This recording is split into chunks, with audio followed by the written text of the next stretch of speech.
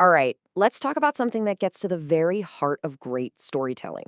We're going to break down a framework that explains why certain fictional worlds feel so incredibly real, so alive, that they just stick with you long after you finish the story. You know that feeling, right? It's when a setting isn't just a place, but a presence, a force that breathes and has its own personality, actively pushing back against the characters. So, how do writers and creators actually pull that off? Is it some kind of magic, or is it pure architecture? I mean, think about Gotham City. It's so much more than just a background for Batman's adventures. The city itself is this corrupt, sprawling system that constantly churns out the very villains he has to fight. In a way, Gotham is a character in its own right, one that literally feeds on despair just to keep itself going. Or how about the Overlook Hotel from The Shining? That place isn't just a haunted house, it feels like a living, breathing entity. It's this perfect, sinister, closed loop that preys on the weaknesses of its inhabitants just to maintain its own terrible integrity.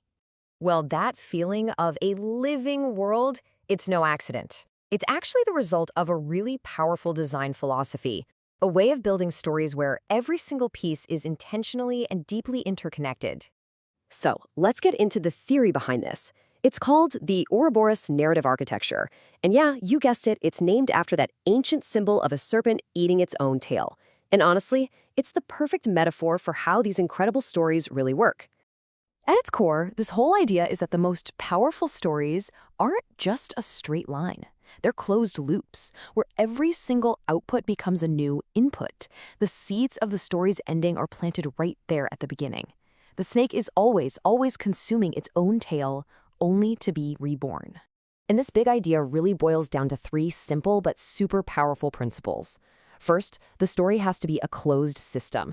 That means no cavalry riding in at the last second to save the day. Second, every effect ripples backward to become a new cause. And third, the solution to the story's big problem has to come from inside the system itself. It has to solve itself. So, how does this self-sustaining loop actually apply to the building blocks of the story? The world, the characters, and the plot. Let's break it down. First up, the world. In this model, the world is never just a passive backdrop. You have to think of it like a living system. It can actually sense what the characters are doing, and it actively pushes back with its own counterforce, always trying to maintain its own kind of twisted balance.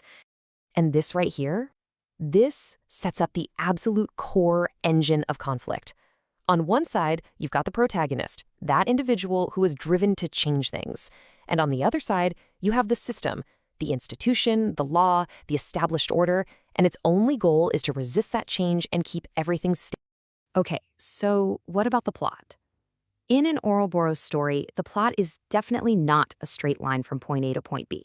It's way more like a self-fueling process, a series of evolving loops, where the story is constantly consuming its own past to create its future. So, Act 1 is what we call the stable cycle. Think of this as the story's immune system. It's a world that's totally governed by negative feedback, where any little deviation from the norm gets immediately squashed to maintain the status quo. It's a system that is desperate to stay the same. Then, Act 2 kicks off the incremental spiral. This is where our hero starts to evolve. It's basically the training montage of the story. With every cycle, every attempt, and every failure, the hero doesn't just go back to square one. They learn, they adapt, and they spiral upwards to a whole new level of skill or knowledge. And finally, Act 3 unleashes the transformative spiral. Now this is a runaway feedback loop. It's total chaos.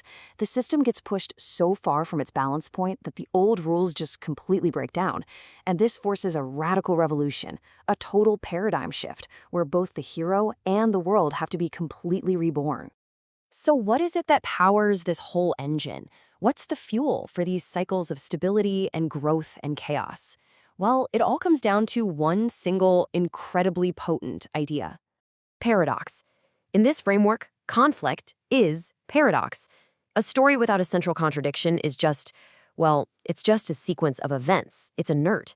The energy, the tension, the thing that makes a story impossible to put down, comes from the friction of two opposing truths trying to exist in the same space. And this process usually follows a classic pattern. You've got the thesis, which is the established truth of the world, like safety requires control. Then, the hero comes along and introduces the antithesis. No, life requires risk. The story's climax is just the violent collision of these two ideas, which forges a new, higher truth, the synthesis. True safety is the mastery of risk. The most complex and unforgettable stories often operate on what you could call a meta-paradox, where solving one massive problem actually creates an even bigger one. The classic example is from Watchmen. Ozymandias decides that to save all of humanity, he has to murder millions. It's this impossible moral knot that can't be untied. It can only be cut. Okay, so let's bring all of this together. We've got a living world, characters who are defined by their role inside that system, and a plot that's driven by pure paradoxical energy. So what's the ultimate effect of all of this? What's the final goal here?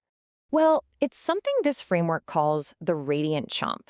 It's that moment when a story ends, but its energy doesn't just disappear. Instead, it transfers the story's central, impossible paradox directly into your mind. The story literally bites you, and its ideas become a part of how you see the world. And that's really the ultimate takeaway here. A truly great story doesn't just end. It has to consume itself so it can be reborn inside of us, the audience. The ending feeds a brand new beginning, the beginning of your reflection. The serpent completes its circle. And there you have it, the Ouroboros framework. It's a pretty fascinating lens for looking at the stories we love. So think about it. What fundamental contradiction, what impossible paradoxical loop is your favorite story trying to solve? I promise, once you see it, you'll never be able to unsee it.